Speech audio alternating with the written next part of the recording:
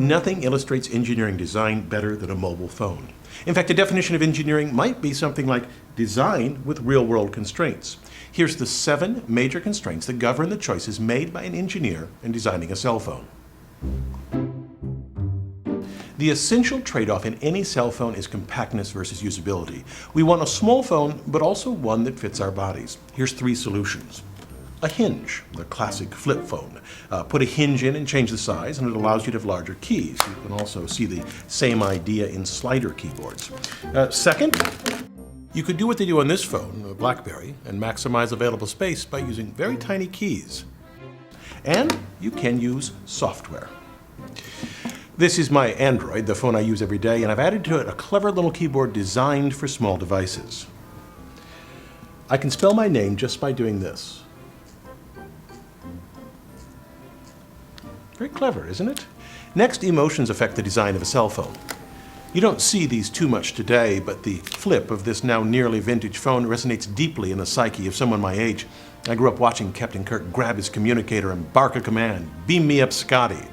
I'm sure phones today resonate in some way with video games or popular movies. Now, next, in making a compact design, an engineer considers energy. In the 20 years or so that I've been using a cell phone, they've shrunk. Hold on.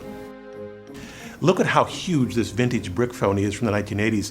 This isn't even one of the first ones. It's one of the later ones called an Ultra Classic 2, slightly smaller than the first phones. It weighs just over a pound and it seems to be mostly battery. It uses a nickel-cadmium one, compared to this lithium-ion battery from a more modern phone. Now, batteries shrunk because they got better. We have greater energy density now, but likely more important is the move from analog to digital signaling and a movement of much energy-draining computation from the phones themselves to the towers. The next constraint also helped reduce battery size. Old cell phones had brick-sized batteries, partly because it took a lot of power to reach a cell phone tower. But today we have such a density of towers that we don't need as much energy to reach one. The increase in towers has made this a nearly endangered species. For this razor, this is the closest indication of an antenna. It's a rubber cover for the external antenna connector used during testing of the phone at the factory. The actual antenna is inside, underneath one of the plastic parts of the case of the phone. Now, this doesn't work as well as a huge external one, but that's the trade-off between compactness and usability I mentioned earlier. Now, another reason for a phone's compactness is plastics.